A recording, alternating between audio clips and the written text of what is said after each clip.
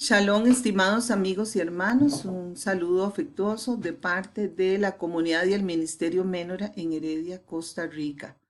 Una vez más transmitimos este estudio, compartimos estas enseñanzas de la Parashá 30 Kadoshim con todos ustedes, esperando que sea de mucha edificación espiritual para todos. Levantemos nuestras manos para orar. Bendito seas tú, Yahweh, nuestro Elohim, Rey del universo, que nos santificas con tus mandamientos y nos has encomendado estudiar tu Torah. Te pedimos que tú, Padre, nos edifiques con tu palabra y envíes tu Ruach para que llegue hasta lo más profundo de nuestro corazón. En el nombre de tu amado Hijo, Yahoshua, nuestro Mesías. Amén y amén.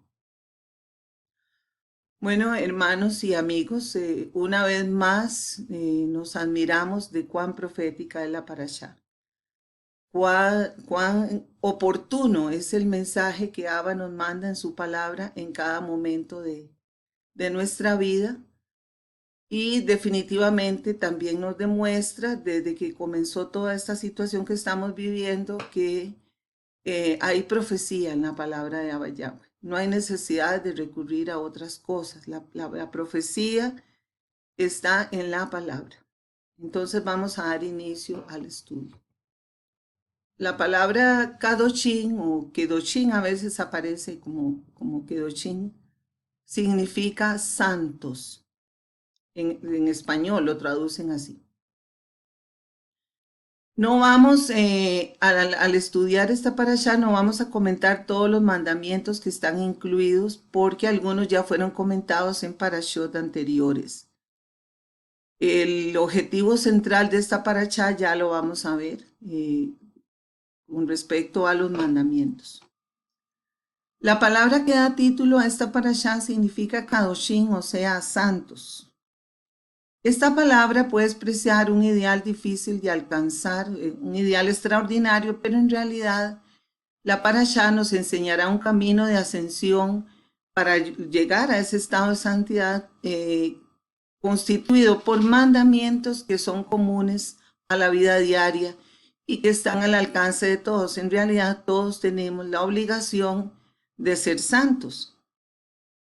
Sin embargo, el concepto es diferente entre las raíces hebreas y las religiones en general, que consideran a los santos como seres extraordinarios que podían hacer cosas fuera de la común y a veces en contra de la naturaleza, y que los colocan en un altar para ser alabados o adorados. Y en realidad, en las escrituras el concepto es diferente. Por ese motivo usaremos la palabra Kadosh por santo y Kadoshim en forma plural para referirse a los santos.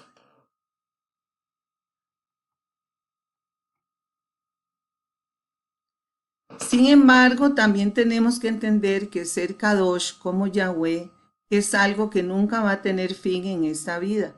Es un proceso que comienza pero no termina.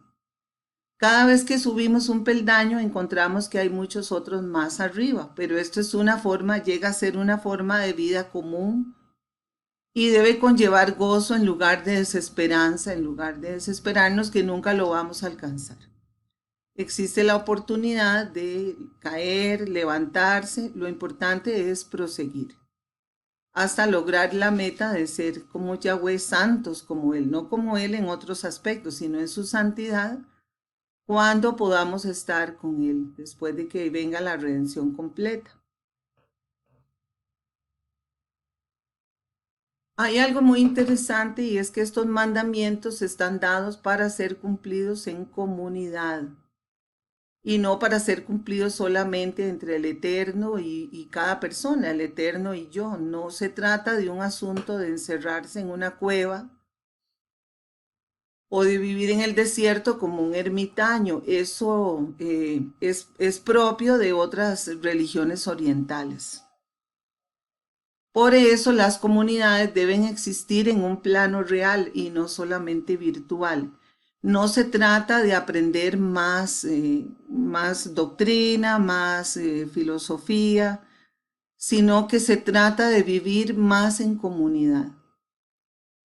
Ahorita mismo estamos pasando un momento de prueba debido a la pandemia en que no podemos reunirnos en comunidad, solo lo estamos haciendo virtual y lo vemos exactamente como una prueba, porque virtualmente es muy difícil poder cumplir los mandamientos que aquí están dados, es casi que imposible. Las comunidades deben ser vivas y reales, debemos vernos unos a otros y conocernos unos a otros. Asomarnos a una pantalla por internet no es conocer a una persona. Por eso es que nosotros aceptamos muchísimas amistades a veces por Facebook y otras redes sociales y se llaman amigos, pero realmente no son amigos y mucho menos los podemos llamar realmente en el plano real hermanos. Porque si aún en la comunidad, viviendo todos en proximidad, no conocemos a las personas que tenemos a nuestro lado profundamente, mucho menos lo podemos hacer virtualmente. Gracias doy al Todopoderoso que nuestra comunidad pues ya se conocía desde antes, es pequeña, pero por el momento estamos restringidos a esta manera y esperamos que el amor continúe porque estamos en un periodo de prueba. Muchas personas, en cuenta yo, mi esposo, nos hemos visto obligados a separarnos de familiares muy próximos, hijos y hermanos, debido a diversas condiciones que están muy lejos. Y hemos sentido esa necesidad de hacer viva, de mantener vivo la calidez y la unión. Y para eso, pues los medios virtuales y los medios por internet, pues nos ayudan bastante, pero nunca jamás es lo mismo, nunca será. Y por eso, pues estamos en una prueba, hermanos, y esperemos que la podamos pasar con éxito, sin que alguno se disgregue o le pierda sentido al hecho de estar en comunidad. Porque para aprender la escritura, las profecías, hay muchísimos medios totalmente impersonales. Se puede comprar un libro, se puede leer por internet, se puede escuchar un audio de alguien que usted ni siquiera conoce ni quién es, pero es completamente diferente. Y eso es lo que nos va a enseñar esta paracha. Nosotros nacimos para cumplir este propósito de ser Kadoshim. Esa fue la intención de Abba cuando crió a los seres humanos, a nuestros primeros padres, la intención de ser santos como el Kadoshim.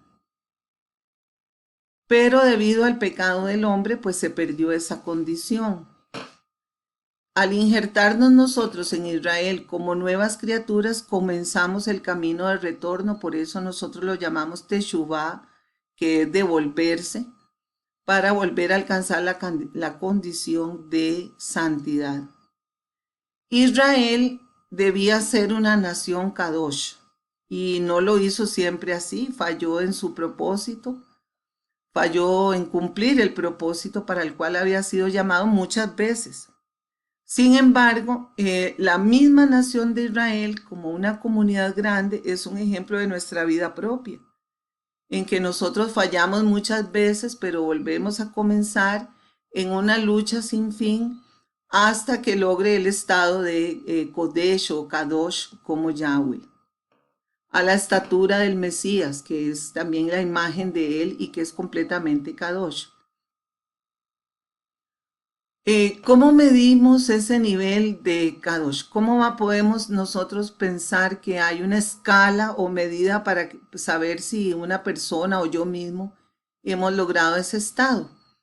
Bueno, esto no se puede medir en términos humanos como números o listas de cualidades o también de actos realizados. Inclusive la escritura nos dice que una persona puede haber toda su vida hecho actos buenos y que si realiza al final un acto malo, pues pierde todos los actos buenos. Y viceversa también, si ha llevado una vida de actos malos y al final hace un tiempo de Teshuvah, pues todo lo demás todo lo anterior es borrado. Entonces, eso tampoco es completamente una escala de medición. Esto es un error común. Lo hemos estado comentando en estos días con respecto a la cuenta del Homer. Solemos calificar una empresa que es una empresa, una congregación o lo que sea, que es muy espiritual porque tiene miles de miembros o porque tiene un edificio que vale miles de dólares o porque, etcétera, tiene tantos videos subidos a YouTube, tantos seguidores por Facebook. Sin embargo, eso no es una escala de medición, porque ¿cómo podríamos comparar, por ejemplo, una sola persona que tiene que orar en solitario en un país en persecución, sea un país árabe o en China? ¿Y quién tiene más santidad? El que puede lograr abrir un gran edificio con miles de personas gracias a la contribución de todos sus seguidores, o la persona que ora en solitario poniendo en peligro su vida en un país en persecución, como lo hizo Daniel cuando estuvo en el exilio babilónico. Esto es, entonces repetimos, un error común. Solo Abba Yahweh puede ver el corazón de las personas y es el único que puede medir eso. Y nosotros podemos ser inspirados por Él para que también podamos evaluar cómo estamos en nuestro corazón. Sin embargo, al vivir en comunidad podemos tener un acercamiento a lo que es ser Kadosh. Si al cumplir los mandamientos mejora la conexión entre los miembros de la comunidad. Podemos decir que una comunidad se está acercando a su nivel de santidad de ser Kadosh en la forma en que sus miembros se conectan. Por eso Yahushua dijo que sus seguidores serían conocidos no porque supieran mucho hebreo, ni porque pudieran hacer muchos milagros. Y ellos iban a poder hacer todo eso, pero el rasgo que los iba a dar a conocer era la forma en que se trataran los unos a los otros, el amor que había entre ellos. Y ese es el tema de esta parashá. Por eso las escrituras ordenan, escúchenme bien hermanos, esto es algo que solemos pasar por alto porque es un poco fuerte. Las escrituras ordenan que si una persona rompe esa conexión dentro de la comunidad, debe ser retirada de ella. Y entonces eso pues parece que entrara en oposición a las ideas de que hay que perdonar 70 veces 7 y que hay que poner la otra mejilla. En fin, una serie de versos que si no se tratan en contexto no nos van nos van a parecer que choca con esta otra ordenanza que existe en Israel desde tiempos antiguos. Tenemos que entender que no se trata de ser todas las personas en una comunidad iguales, eso es totalmente imposible porque todos somos, a pesar de que creemos en lo mismo, las ideas centrales que tenemos, etcétera, somos personas diferentes, todos somos diferentes unos con otros, tenemos nuestra propia historia de vida, nuestra propia ruta de vida. Pero sí se trata de manejar las relaciones con los hermanos con respeto y con amor, sobre todo evitando el escándalo, la discordia y la división. Esa es, las personas que causan escándalo, discordia, división, deben ser sobre todo retirados de la comunidad. Y por supuesto, todos los que llevan una conducta totalmente contraria a la Torá, ya muy evidente. Desde tiempos antiguos, el que hace este tipo de conductas dentro de la comunidad sufre una maldición que se llama Jerén, que según Strong 2764 quiere decir anatema o exterminio. Es una forma de maldición muy seria que implica estar apartado de Israel.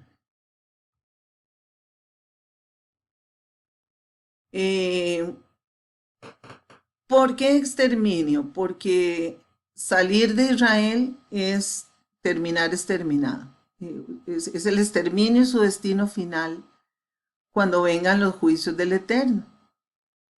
Veamos algunos casos de Jerén en los siguientes pasajes. Y os ruego, hermanos, que vigiléis a los que causan disensiones y tropiezos contra las enseñanzas que vosotros aprendisteis y que os apartéis de ellos. Romanos 16, 17.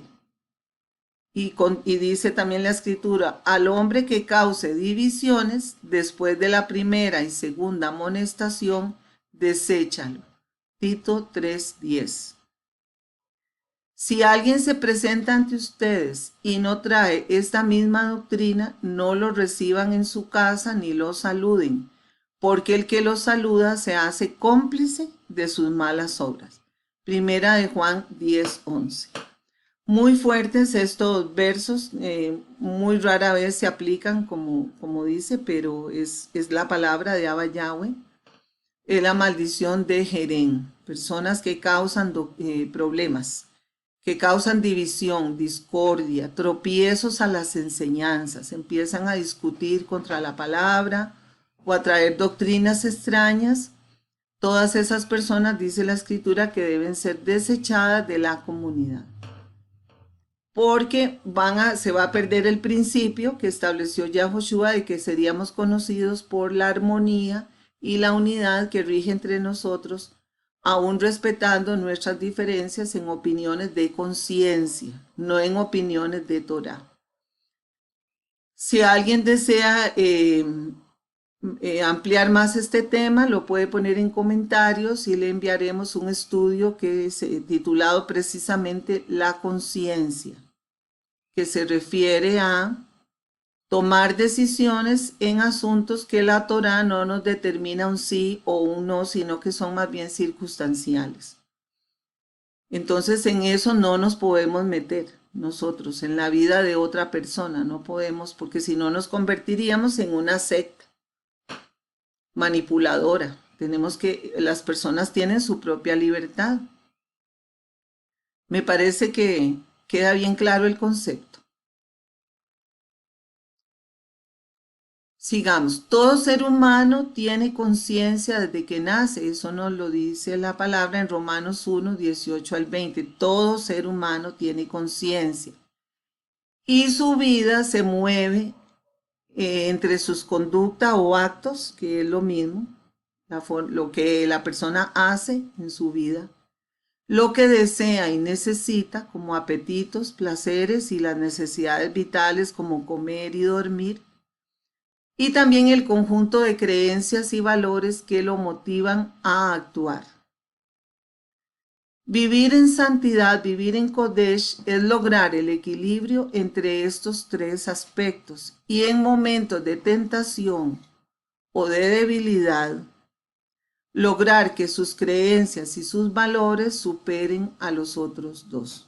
O sea, pueda controlar la conducta y pueda controlar sus deseos y necesidades por sus creencias y valores. Sin embargo, el equilibrio, lograr ese equilibrio entre los tres es lo que se llama vivir en Kodesh en este mundo. Así lo expresó el apóstol Pablo, porque no hago el bien que quiero, sino el mal que no quiero, eso hago. Y si hago lo que no quiero, ya no lo hago yo, sino el pecado que mora en mí. Así que queriendo yo hacer el bien, hallo esta ley, que el mal está en mí, porque según el hombre interior, me deleito en la Torá de Elohim. Pero veo otra ley en mis miembros que se revela contra la ley de mi mente y que me lleva cautivo a la ley del pecado que está en mis miembros. Romanos 7, 19 al 22. Al decir que su hombre interior, o sea, el ser superior que nosotros tenemos, se deleita en la Torá de Elohim, quiere decir que él está en la lucha de lograr eso precisamente, que sus creencias, sus principios de fe puedan ser el dirigente sobre lo que él desea, sobre lo que él necesita y sobre su conducta. logre modificar su conducta. Tenemos que entender que alejarse del mundo material no es un ideal espiritual que muchas personas hacen en otras religiones orientales, de otros tipos, en otros lugares niegan lo material. Entonces las personas se someten a ayunos increíblemente dolorosos, un verdadero suplicio, o bien las personas que se latiguean el cuerpo, se lo golpean, lo hieren.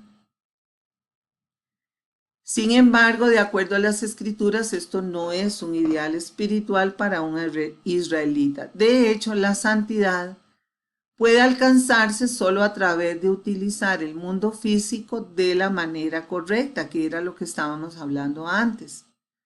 Muchas palabras hebreas están relacionadas con la Kedushá, con la santidad. Por ejemplo, la palabra matrimonio se dice Kidushin, que es santidad precisamente.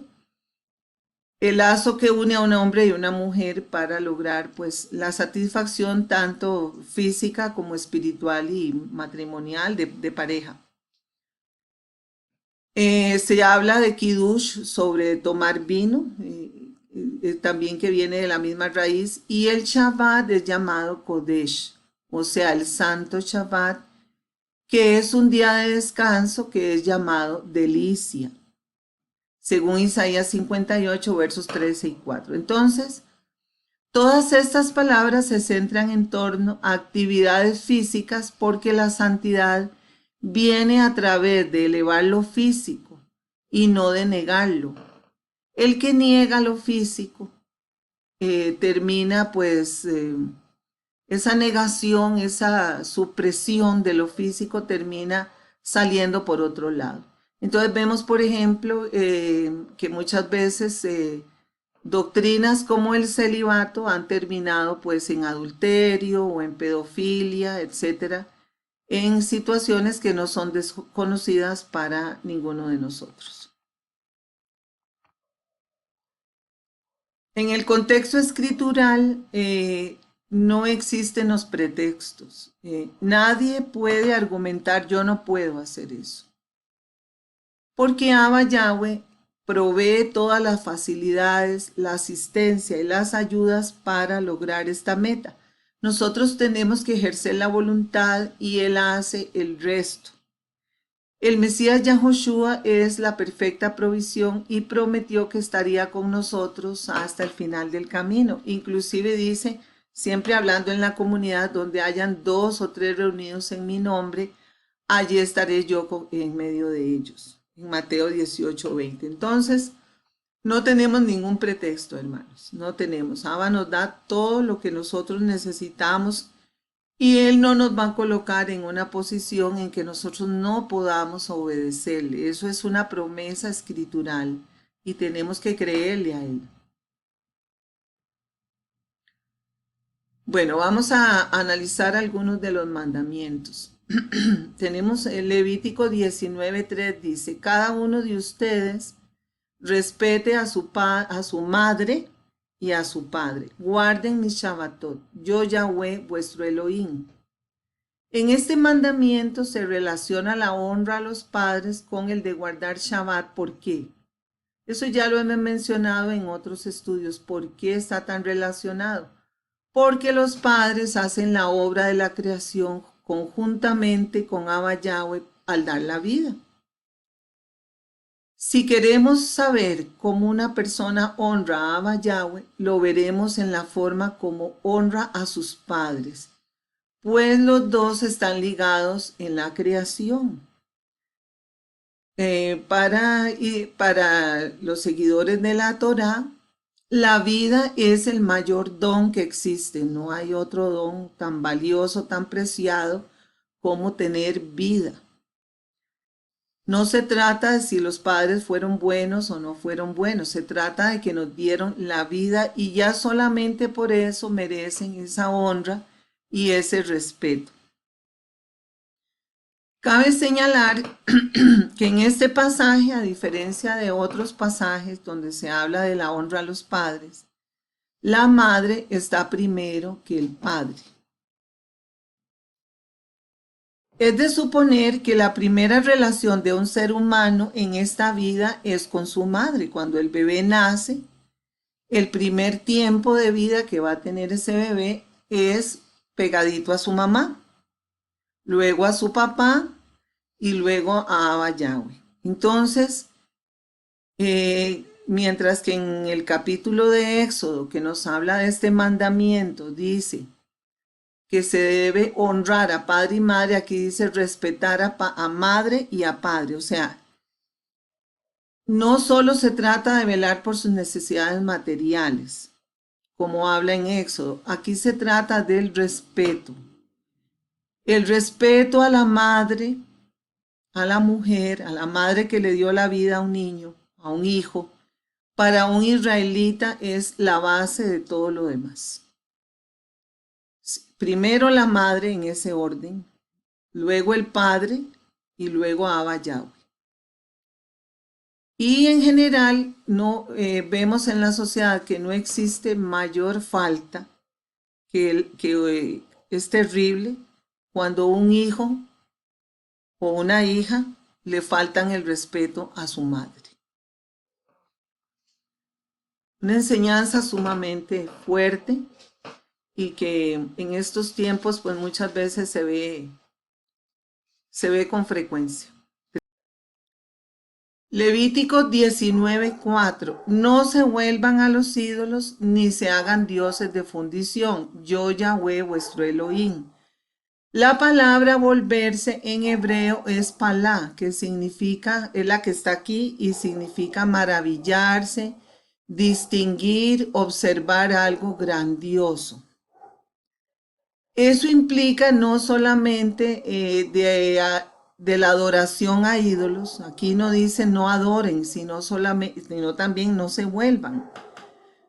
No solamente es abstenerse, sino también es leer libros, atesorar objetos de culto pagano, porque los vemos hermosos, muy bien construidos, o también tener obras de arte o similares que se asocien a la idolatría.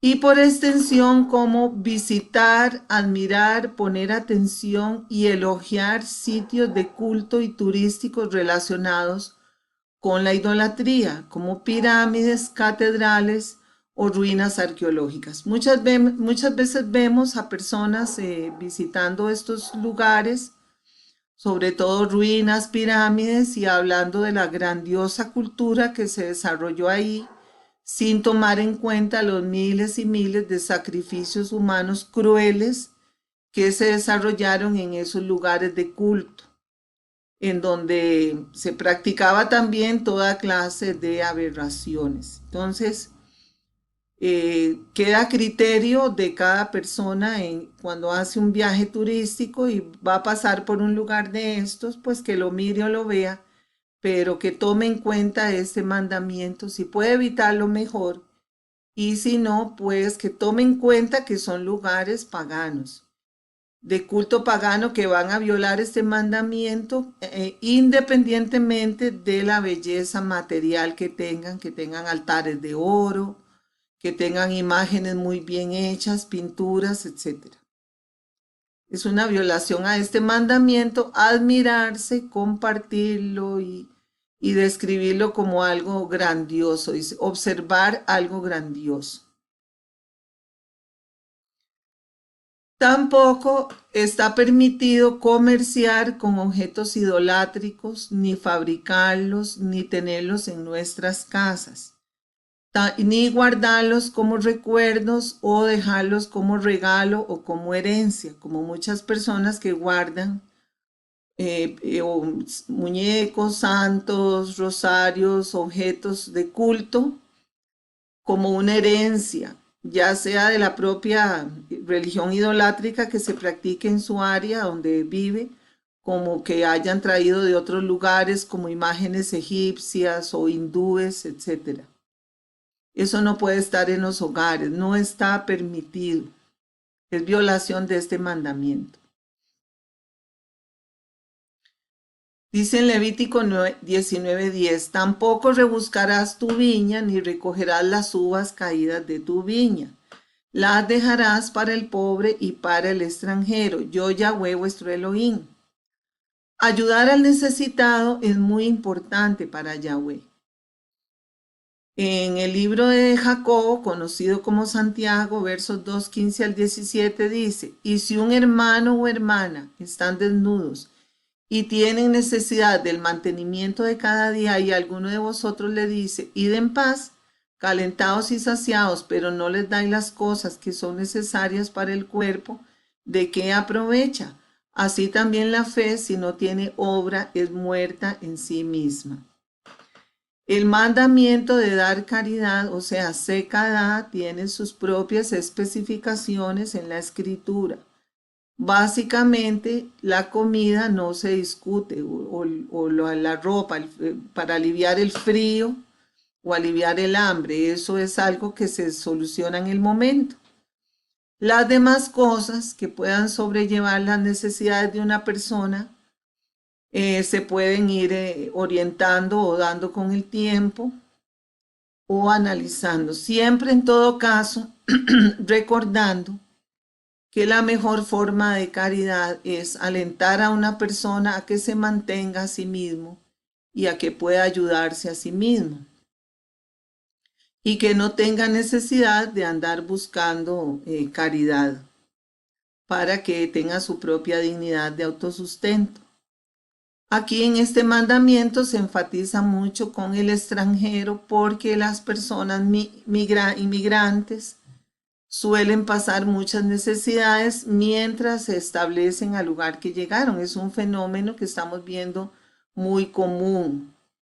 Entonces, muchas veces han tenido que dejar su lugar de origen por diversos motivos y llegan y pasan necesidades a donde llegan. Y el mandamiento dice que hay que auxiliarlos en alguna forma a ellos también.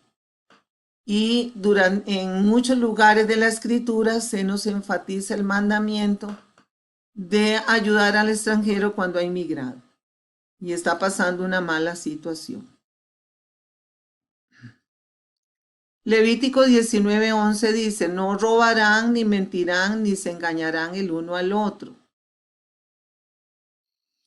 Bueno, está de más decir que con respecto a la mentira y el engaño, ¿verdad? Porque también hay personas que se tratan de infiltrar en las comunidades o ya existen con esa tendencia de la mentira y del engaño para obtener beneficios materiales y para obtener alguna otra cosa o simplemente por el gusto de hacerlo. Eso está aquí gravemente considerado una violación al mandamiento. Dice, no robarán. Más adelante, en el verso 13, se repite el mandamiento de no robar, especificando dinero. Por lo tanto, los comentaristas, los sabios de Israel, han explicado que el robo mencionado en este verso puede referirse a secuestro. Por ejemplo, no solo un secuestro violento de llevarse a alguien a la fuerza, sino de robar o coartar la libertad de una persona. Hemos tristemente visto la experiencia en lugares que hemos estado de comunidad, por ejemplo, que el marido le impide a la mujer hablar en público, coartando su libertad, en fin, muchas formas de lograr que una persona pierda la libertad de ser ella misma. Eso es también robar en este caso, mintiendo y engañando, o sea, manipulando.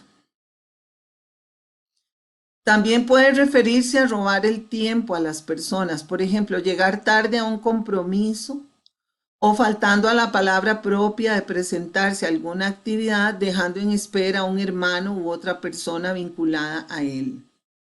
Eso es un robo también, robarle a la gente su tranquilidad, su paz y su tiempo, porque la puntualidad es un factor muy importante para poder realizar las actividades, cualquier actividad que se quiera hacer.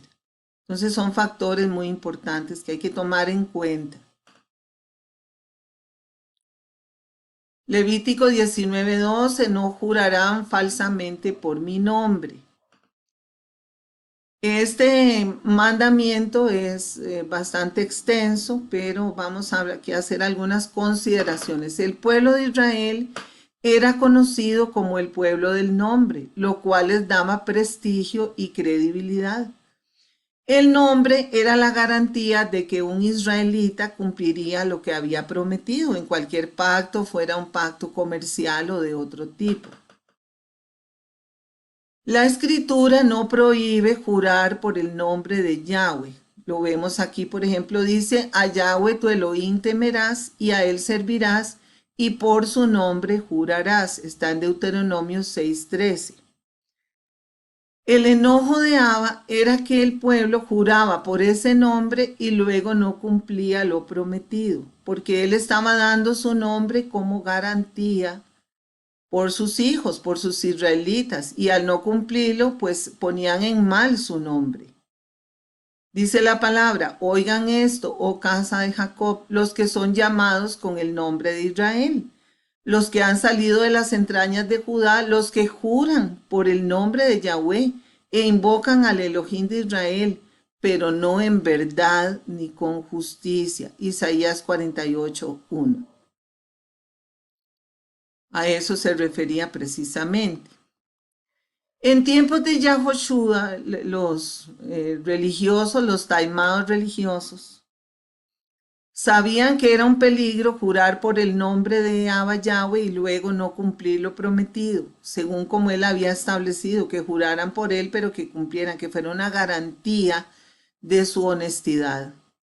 Y entonces lo que hacían era jurar por otros motivos religiosos como el templo o como por la vida de ellos. Juraban por otros motivos religiosos buscando una salida a su conveniencia, dando apariencia de fidelidad, pero a la vez con el deseo secreto de no cumplir. Por eso Yahoshua les enseñó, les dijo, enseñó a mejor abstenerse de jurar. Mejor decir sí, sí, no, no y cumplir las cosas que estar jurando cosas que no se cumplen. Eso está en Mateo 5, 33, 37.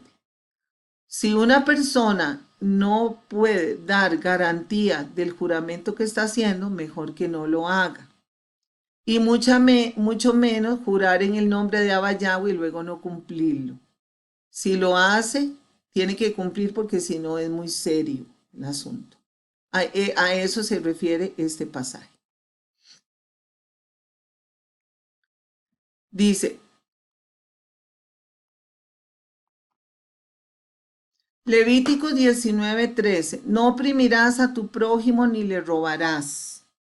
El salario del jornalero no será retenido contigo en tu casa hasta la mañana siguiente. Quitarle algo a una persona es oprimirla, pues le causa dolor, robarle algo a una persona. Y especialmente una forma de robo muy dolorosa es no pagarle a un empleado su salario a tiempo. Es un crimen negarle lo que una persona se ha ganado con su esfuerzo para atender sus propias necesidades y las necesidades de su familia. Aquí dice que ni siquiera unas horas podía retenerse el salario de un trabajador. Esto es algo que observamos con alguna frecuencia, sobre todo cuando los patrones se aprovechan de la condición de inmigrantes o indocumentados a sus trabajadores para no pagarles sus salarios, o bien para pagarles salarios menores, en fin, para abusar de una persona valiéndose de su necesidad de salir adelante en algo. Entonces, esta es la violación a este mandamiento. Levítico 19:14 dice, no maldecirás al sordo ni pondrás tropiezo delante del ciego, sino que tendrás temor de tu Elohim, yo Yahweh. Bueno, el cuidado a los discapacitados en la sociedad es un principio de Torá. Algunas sociedades modernas Con las leyes de inclusión ya las han introducido en los últimos tiempos a las personas con discapacidad. Hay leyes como aquí en Costa Rica hay la ley 17.600 que protege a los discapacitados. Sin embargo, es algo realmente moderno. Vemos cómo en la Torá establece leyes de protección a los discapacitados desde hace 4.000 años. En contraposición, sociedades paganas con leyes de eugenesia como los griegos, los espartanos y los vikingos y recientemente los nazis intentaron eliminar a los discapacitados como algo inútil, pero no así en las escrituras sagradas. Una persona que se burla o que pone un tropiezo o que habla de una persona porque tiene una discapacidad es realmente una forma muy baja de comportarse. Por otro lado, si aplicamos el método de interpretación Pardes de figuras proféticas, podemos deducir que los sordos y los ciegos son personas que desconocen la Torá.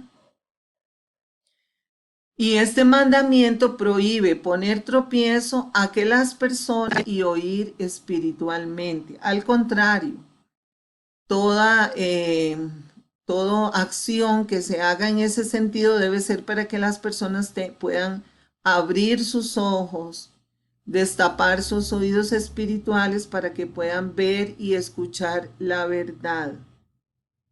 No tenemos derecho a maldecir a estas personas, comprendiendo que no es lo mismo que usted o nosotros que estamos en este camino podamos ejercer una vida espiritual en contraposición de personas que no están en el espíritu. Muchas veces están en una religión, pero no están en el espíritu. Por eso debemos de abstenernos en las redes sociales, de estar hablando con palabras de maldición y palabras que van a poner tropiezo, porque más bien lo que hacen es poner tropiezo hablando de personas que no están en el camino de la Torá. Hay que respetar ese mandamiento, más bien tratar de ser luz y no tropiezo.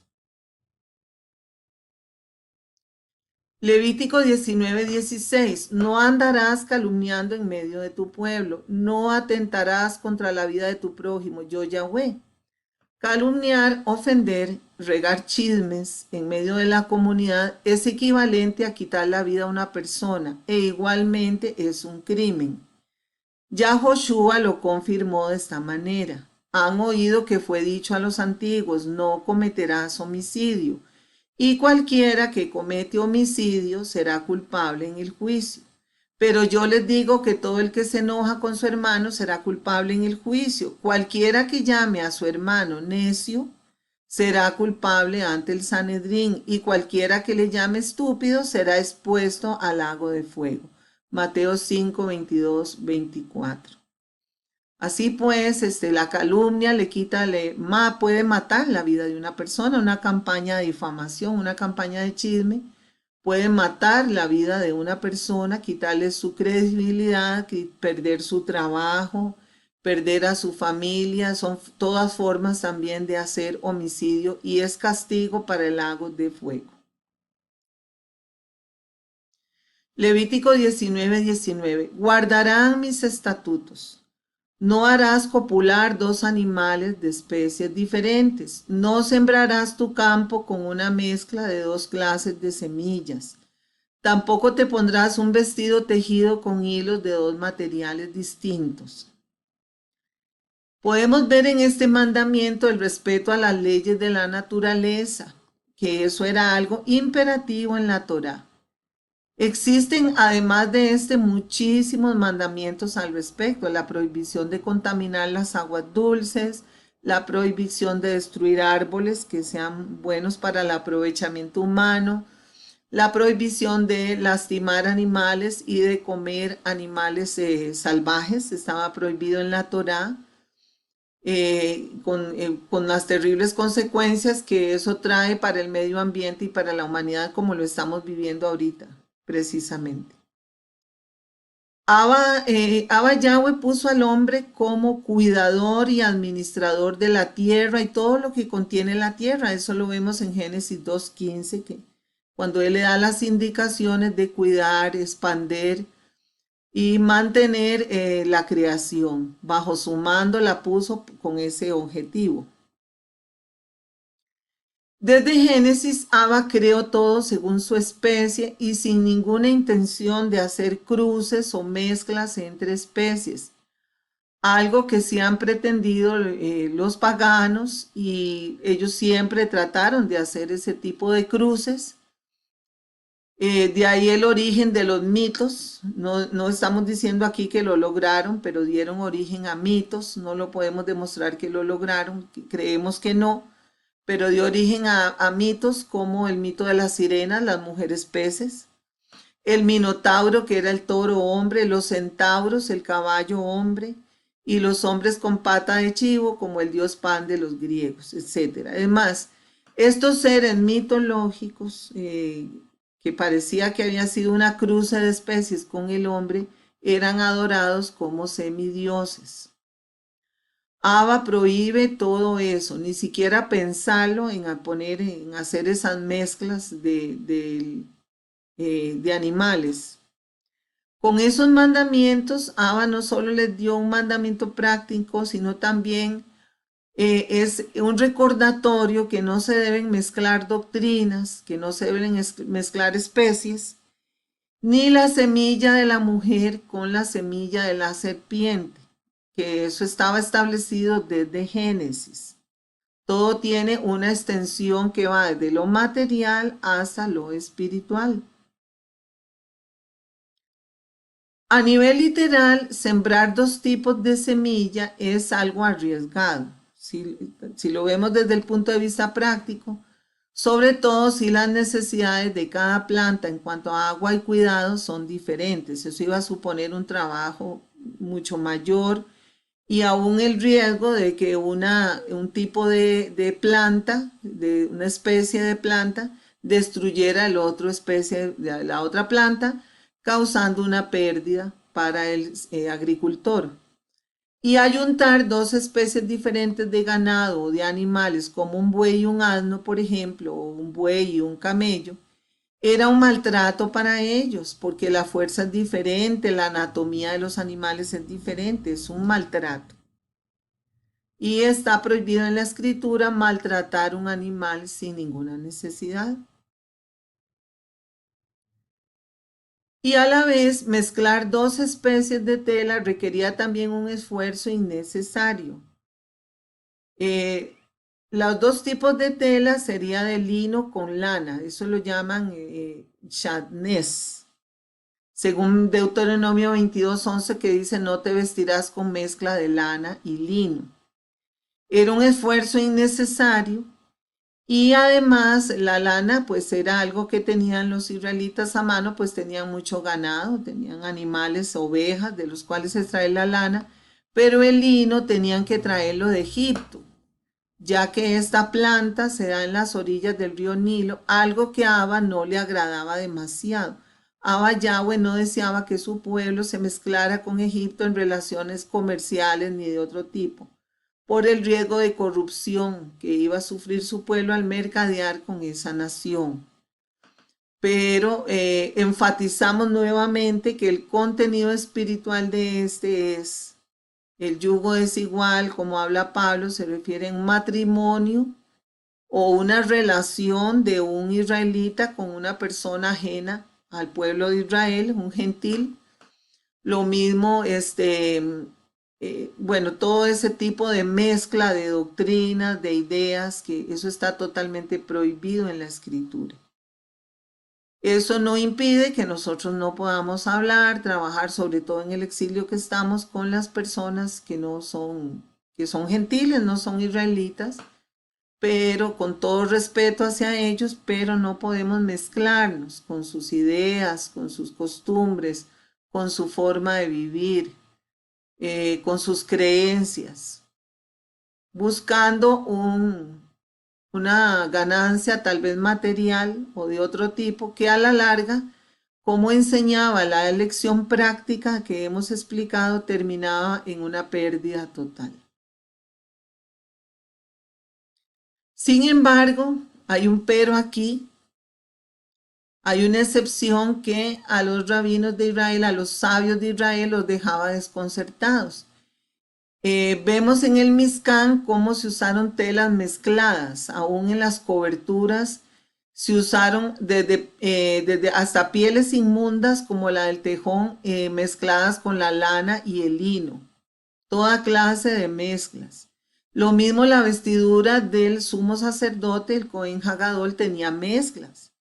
Y ellos se preguntaban, ¿por qué Abba Yahweh dio esa orden de no mezclar los hilos en una tela, pero a la vez dio las instrucciones del Mizcán que tenía, y la ropa del sacerdote sí tenían mezcla? ¿Por qué eso? Bueno, los sabios de Israel buscaron algunas explicaciones a esto y dictaminaron que en los aspectos divinos, en lo que concierne al Eterno, esta ley no rige las cosas de Él. Sí están permitidas las mezclas en sus manos. ¿Por qué? Porque en las manos del Eterno están todas las naciones de la tierra, ya sean paganas o ya sean las 12 tribus de Israel. Él tiene en su mano a todos ellos. Él es el supremo. Toda la creación es suya, los animales limpios, inmundos y todos los hombres también. Sus vidas le pertenecen, dice la Escritura. He aquí que todas las almas son mías, como el alma del Padre hacia el alma del Hijo es mía, el alma que pecare, esa morirá. Ezequiel 18:4. Así dice Yahweh Elohim, que crea los cielos y los extiende, que afirma la tierra y lo que de ella brota, que da aliento al espíritu que hay en ella y espíritu a los que por ella andan. Isaías 42:5. Pero en el nivel sol de partes, o sea, aquí en el nivel secreto, hay un misterio que este pasaje nos va a dar una revelación muy impactante. La mezcla de semillas, o sea, la mezcla de cera de la simiente, pertenece tanto al ámbito del Eterno, que vemos al Mesías que porta en sí mismo las dos semillas, la humana y la divina, a través de la Rúa de Yahweh. Esa mezcla permitida en el Mizcán era una profecía que nos apunta al Mesías mismo en este caso. Sigamos adelante, dice también la parashá, no comerán cosa alguna con sangre, no practicarán la adivinación ni la brujería, no cortarán los extremos de vuestro cabello y no estropearán la punta de vuestra barba, no harán incisiones en sus cuerpos a causa de algún difunto, ni grabarán tatuajes sobre ustedes. Yo, Yahweh. Levítico 19, 26, 28. Este pasaje ha creado muchísimas controversias de todo tipo en cuanto a la forma que hay que andar el cabello, la barba, los hombres, etc. Ya hemos comentado en pasadas parashiot sobre la prohibición de comer sangre que está relacionado con la vida, la sangre. Y no nos vamos a extender aquí. En cuanto a los demás mandamientos que están expresados, se refieren a prácticas paganas y costumbres relacionadas con el culto a los muertos, tales como raparse la cabeza o arrancarse la barba y hacerse heridas o marcas en la piel. Todas estas prácticas estaban relacionadas en la antigüedad con el culto a muertos y con cultos paganos. Bueno, sigamos adelante ahorita. Dice, algunas versiones traducen lo del cabello como cortar en redondo, en lugar de cortar los extremos. Tal parece que así se hacía en los cultos paganos como un homenaje al dios Sol. Y si reconocemos que las costumbres antiguas establecían que los hombres usaran barba, pero aquí el mandamiento es no dañarla o estropearla, porque todos los hombres tenían barba, era una costumbre de ese tiempo. No dice que está prohibido afeitarla ni obliga a dejarla crecer libremente a todo lo que la barba permita, que muchas veces suele ser antihigiénico o bien un problema en muchos otros sentidos si una persona es asmática o tiene algún otro tipo de situación especial. Esdras 9:3 nos relata, al oír esto rasgué mis vestiduras y mi manto, me arranqué los pelos de la cabeza y de la barba y me senté desolado. Esdras fue un sacerdote del linaje de Aarón, así que esto anterior podría obviar cualquier mandamiento para todos aquellos de nosotros que no somos sacerdotes para que no usáramos barba.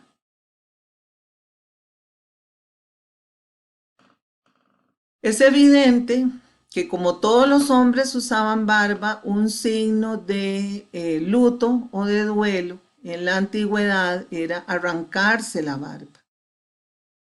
Arrancársela fuertemente, causándose daño en la piel, y entonces esto era Abba Yahweh está prohibiendo que se use ese hábito de arrancarse la barba o raparse la cabeza como un signo de aflicción, como Esdras que estaba ahí con un signo de aflicción, está prohibido hacer esas prácticas. En las Sagradas Escrituras, la autoaflicción y la mutilación están prohibidas muy estrictamente. Hay varios pasajes como Levítico 16:6, Levítico 19:28 y 21:5, que son ejemplo de ello. Levítico 19:28 dice, no haréis incisiones en vuestra carne por los muertos, ni os tatuaréis tatuaje, yo Yahweh. Levítico 21:5 dice, los sacerdotes no se raparán la cabeza, ni se cortarán los bordes de la barba, ni se harán incisiones en su cuerpo.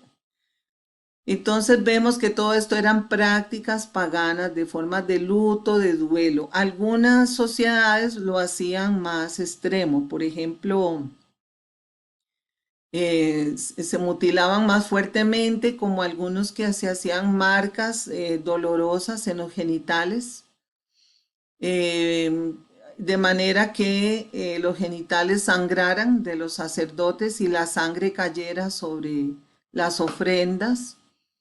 Y más modernamente, pues algunos grupos religiosas practican la autoflagelación, hacerse clases de heridas, desfilar golpeándose con cuchillos o machetes, en fin, cosas bastante fuertes. Nosotros no queremos poner fotos y aquí existen por internet, pero no ponemos porque son bastante fuertes. Pero ha sido costumbres propias de religiones paganas, arrancarse los pelos, raparse todas las mujeres y los hombres, todo eso viene de costumbres totalmente paganas. De hecho, en el estudio que hicimos sobre cobertura de cabeza, estudiamos cómo las mujeres consideradas prostitutas se les raspaba la cabeza como una forma de señalarlas. Igualmente que hicieron los nazis con las mujeres judías que les raparon la cabeza, etc. Hay todo un trasfondo ahí que no es propia de la escritura, que manda a respetar el cuerpo como un templo. En todo caso, la presentación de un hijo de Israel es incompatible con cortes de cabello que sugieran cultos paganos, como está de moda ahora con dibujos extraños que tienen rayos en la cabeza, estrellas, calaveras. Ni tampoco el hombre no debe tener el pelo rapado de esa manera, un hombre israelita. Tampoco debe dejarlo largo en exceso como el de una mujer. Eso es lo que nos está diciendo la escritura. Dice la palabra, y no se raparán su cabeza ni dejarán crecer su cabello, sino que lo recortarán solamente. Ezequiel 44:20. Debe ser un cabello recortado que demuestre pulcritud. Aquí vemos un cuadro de una imagen que no es compatible con un israelita, porque eso está sumamente relacionado con simbologías de la antigüedad. Y si una persona desea hacer barba, debe ser bien presentada, recortada e higiénica, una barba higiénica. Ahora que hemos visto cómo la transmisión del virus se da tanto por medio de la barba, porque ahí se acumulan gotas de saliva, etcétera. pues con más razón tenemos que ver que la pulcritud, la higiene y la buena presentación de una persona israelita es imprescindible, además como su higiene. Y muchas veces tuvimos situaciones, bueno, muchas no, pero en algunas oportunidades de personas que nos preguntaban con dudas sobre esto, porque los trabajos que tenían no les permitía usar una barba larga que les llegara por la cintura, y trabajos gubernamentales y etcétera, o sea, que les llegara hasta el pecho sin recortar, como algunos grupos religiosos piden. Lógicamente que en el exilio que estamos y en esta situación, nosotros no le podíamos decir a una persona, "Ah, no, renuncia al trabajo porque tiene que dejarse la barba". No podemos hacer eso. La recomendación es que tiene que hacer una adaptación a las costumbres del lugar donde está, de manera que puedas continuar con su trabajo, con la función que está realizando en un tiempo tan difícil y teniendo familia, como a la vez pues tenga una presentación adecuada para un hijo de Israel, que no lo confunda con un pagano.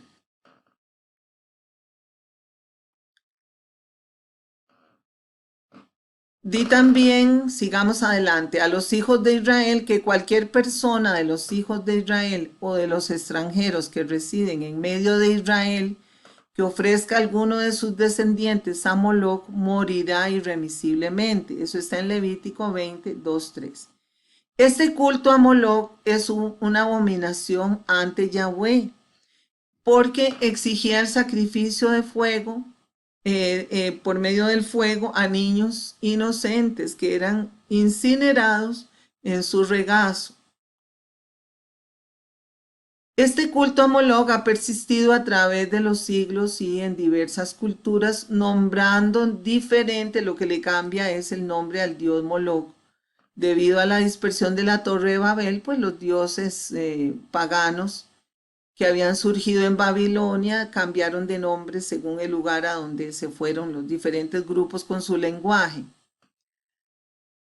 Sin embargo, sabemos que el culto al dios Moloch se identifica con el dios Sol. Hasta nuestros tiempos, nosotros, pasando por todas esas etapas históricas, y ya hemos hecho extensos estudios sobre esto cuando estudiamos el tema de la Navidad. Sabemos que ese culto a Moloch lo asociamos con la celebración de lo que se llama Navidad en el tiempo moderno. Es una especie de sincretismo con el nacimiento del Mesías con el dios Moloch. Por lo tanto, sabemos que esta fiesta es una particular abominación para el Eterno, y nadie que la celebre, sabiendo su verdadero origen, dejará de recibir su castigo. Por eso no hay pretexto. Aún el hecho de que coloquen niños en el regazo del llamado San Nicolás o Colacho, Santa o lo que sea, el panzoncito de rojo, y de color rojo precisamente, lo asociamos con los niños que eran colocados en el regazo ardiente de fuego del dios Moloch para ser sacrificados a él. Ahora el sacrificio no es físico, es espiritual, porque el niño queda encadenado a una idea falsa y a una idea materialista. Y en resumen, toda forma de culto a muertos, hechicería, adivinación, sortilegio, lectura de cartas, queda prohibida.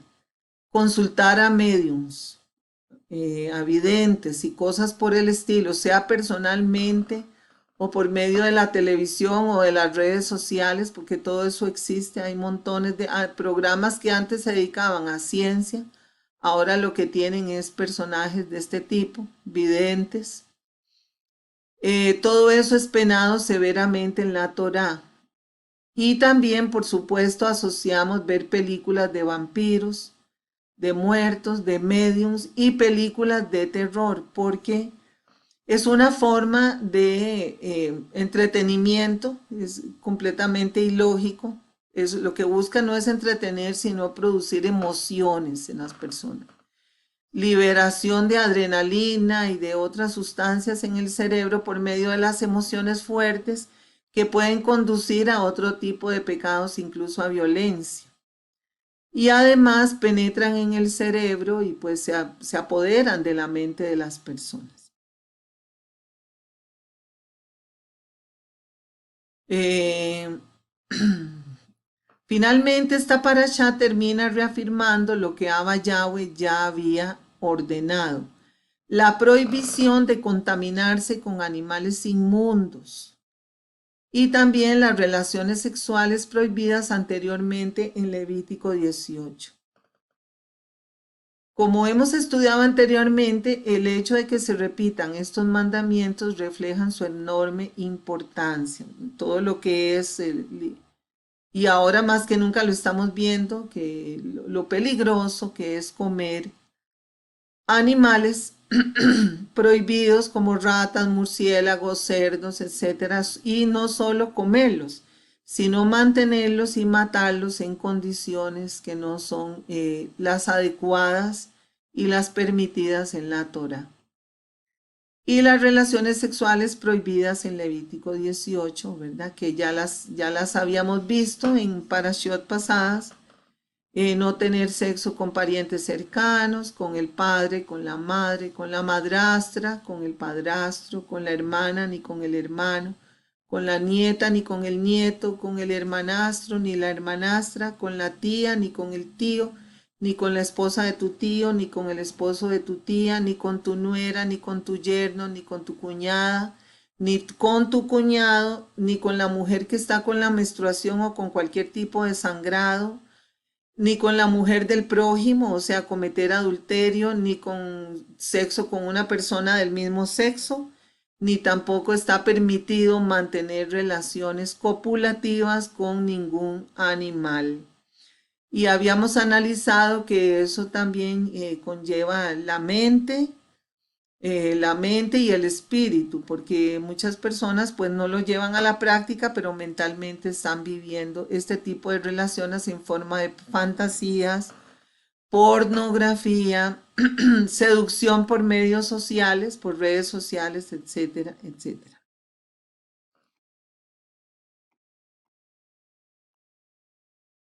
Bueno, hermanos, con esta diapositiva damos por terminado este estudio. Y recalco nuevamente, hermanos, la vida en comunidad es la base, es el todo de el camino para empezar el objetivo de llegar a Yahweh por medio de la santidad, de ser Kadoshim. Estamos en un tiempo de dura prueba porque no podemos reunirnos físicamente, realmente, solo virtualmente, y esperamos que podamos pasar esta prueba, que el amor no muera. La palabra dice en 1 Corintios 13, dice que el amor permanece para siempre. No debemos aflojarnos, no debemos dejar que esto se enfríe, hermanos. Dice, a veces el distanciamiento produce estos efectos de enfriamiento, lo mismo las preocupaciones, porque muchas personas están en preocupaciones económicas o preocupación por la misma enfermedad, pero no permitamos que esta prueba nos pueda vencer, porque como dijimos antes, la vida en comunidad nos prepara la vida en solitario también.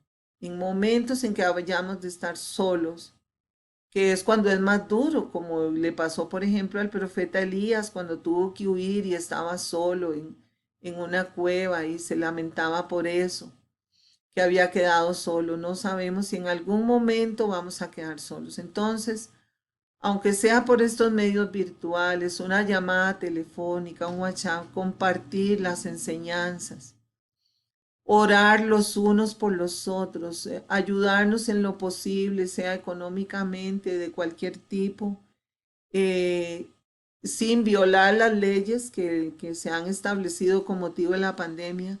Tratemos de mantener vivo el fuego de la comunidad, el fuego del amor en comunidad. Es lo que esta parashá nos está enseñando en un momento muy oportuno, porque corremos el riesgo de cansarnos y dejar todo tirado. Y es comprensible humanamente, pero recordemos que Abba Yahweh nos dice que está prohibido decir no puedo, sigamos adelante, tengamos paciencia, ya podremos reunirnos pronto otra vez para que todos estos mandamientos sean una realidad, no solo sea lo como dicen la gente de antes decía, el papel aguanta lo que le ponga, sino hacerlo una realidad. Amarnos, no mentirnos, no engañarnos, no causar discordia, no causar división, en fin, no tener ninguna mala intención para una persona vivir en comunidad, respetar a los padres, pero también a los ancianos, a las personas mayores dentro de la comunidad. Todos esos aspectos son muy importantes de cumplir y yo espero, hermanos, que sigamos adelante a pesar de cualquier cosa. No es tanto el tiempo que hemos pasado, son 2 meses separados, puede que pasen 1 o 2 meses más, pero no es tanto. Mucha gente ha tenido que soportar años de años. Entonces, que no nos desliguemos, que no nos desviemos del objetivo. Y muchas gracias a todos por su atención y de verdad que un saludo muy sincero y de corazón. Hasta luego y nos vemos en el próximo video. Shalom.